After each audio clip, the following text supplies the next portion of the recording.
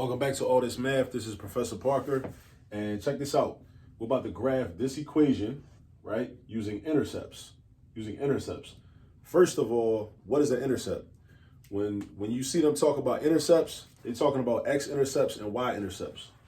So what we're going to do is we're going to figure out what the x-intercepts are, and then we're going to figure out what the y-intercept is. Now, what does that mean? That means that when you graph this, because this is going to be a straight line, like this equation represents a line, right? Some line that we're going to draw on here, right?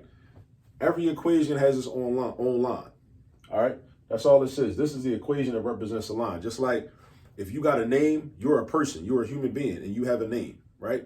That's all this is. This is the name of a line. That's all that equation is. It's the name of a line. Just like you got a name and you're a person,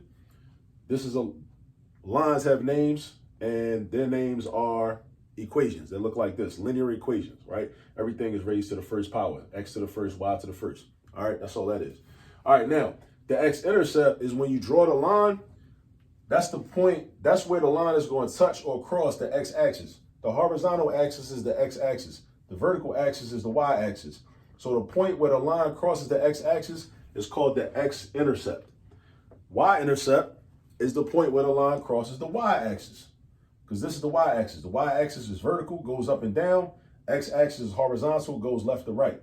So where the line touches the y-axis is called your y-intercept. Where the line touches the x-axis is called your x-intercept. Now, algebraically, how do you figure out what those values are? This is how you do it. In order to find the x-intercept, you plug in a 0 for the y, and then you solve for x. I'm going to say it again. To find the x-intercept, you plug in a 0 for the y, meaning you replace the y with a 0, and then you do all the math in the equation and solve for x. So you got to know how to solve a simple equation. You got to know how to do a simple one-step equation. All right? To find the y-intercept, you do the opposite. You replace the x with a 0, and then you solve for y. So to find the y-intercept, you replace the x with a 0 and solve for y.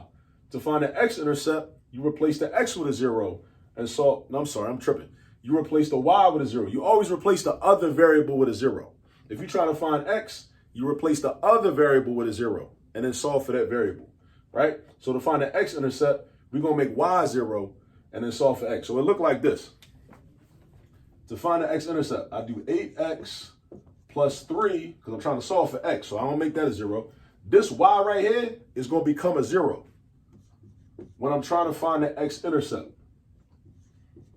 Boom, that's my equation. 8x plus 3 times, that looked like a 6. Let me fix that. Yeah, 8x plus 3 times 0 equals negative 24. So now I'm trying to solve for x to figure out what x would be. All right, so I already know off the rip, 3 times 0 is 0. That's nothing. So just cross that out, right? That's why this is real easy, actually.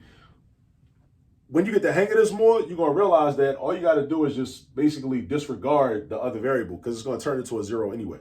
Like 3y is going to turn into a 0 because 3 times 0 is 0. So now we got 8x equals negative 24. Divide by 8 on the left, divide by 8 on the right. Boom, boom, x equals negative 3. That's the x-intercept. The x value of the x-intercept is negative 3. As an actual point, because we already said we made y 0. So that means the point is going to be negative 3, 0. Negative 3, 0. So how does that look? Let me show you. You go to the x-axis. The negative values are to the left, positive values are to the right. So this is 0 right here. You go negative 1, negative 2, negative 3, and draw your point. It's right on the axis, not up here, not down here, not over here, not down here. It's on the axis. So that's where the line is going to cross the x-axis, on that point. I mean, on that line, right? Now we're going to do the same thing for the y-intercept. To get the y-intercept, you make x 0 and then solve for y. Make x 0 and solve for y. So we're going to do 8 times 0 plus, damn, these zeros drawn. Yeah, 8 times 0 plus 3y equals negative 24. That cancels out because 8 times 0 is nothing. 8 times 0 is nothing. So now we got 3y equals negative 24. We're going to divide by 3 on the left. We're going to divide by 3 on the right. We got y equals negative 8. So y is equal to negative 8, right? So now we're going to go to the y-axis, vertical axis, and we're going to find negative 8. So the negatives are down here. Positives are up here. So we go 0, -1, -2, -3, -4, -5, -6, -7, -8. Kind of just like a thermometer, like an old school thermometer. The negative sign, the negative temperatures is below 0 down here, right? So that's 1, 2, 3, 4, 5, 6, 7, 8. Yeah, draw the point right there. So these are our 2 points. You only need a minimum of 2 points to draw a line. Some teachers will ask you to find 3 or more than that, but you only need a minimum of 2, because the shortest distance between any 2 points is a straight line. So now, what we do is we just draw the line. We basically play connect. We play connect the dots, but we go past these points though, right? So I don't got a straight edge. I don't got a ruler. I'm gonna just try to kind of do something a little approximate. Yeah, see, I'm all off, but you know what I'm saying? Like I missed the point right here, but it's close enough. You get the point. What you should do on paper is, well, hopefully you would have graph paper actually, but if you had a ruler, what you would do is you would line them up, line the points up, and then, yeah, if you had a ruler, you would line the points up, you know what I'm saying? And then connect them like that. That's a little bit better. It's still sloppy. I don't like it. I ain't a fan. But anyway, that's just to give you an idea. So this is what the line looks like. So this equation is the name. This basically is the name of this line. Just like I said, you a person, you have a name, right? I'm a person, I have a name, Professor Parker, right? This YouTube channel has a name, All This Math. I hope you subscribe to it and turn the post notifications on too, right? This line has a name.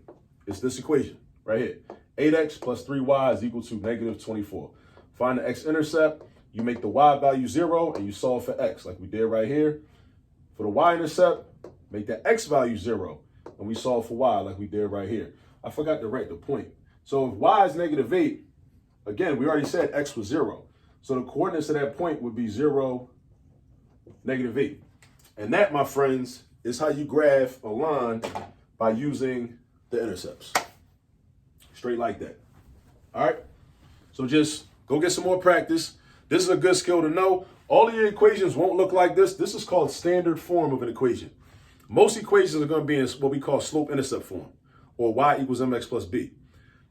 Sometimes you see them in what they call point-slope form, which is y minus y1 equals m times x minus x1. Yeah.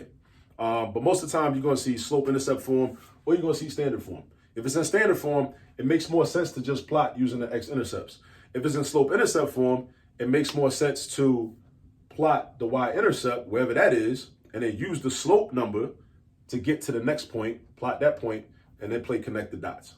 That's it. All right. But get some more practice with some more equations in standard form. Find the x-intercept and the y-intercept so that you can master this. Because this ain't hard. It's not hard, but you got to practice. You got to practice. So go ahead and get some practice. I'll holler at you in the next video.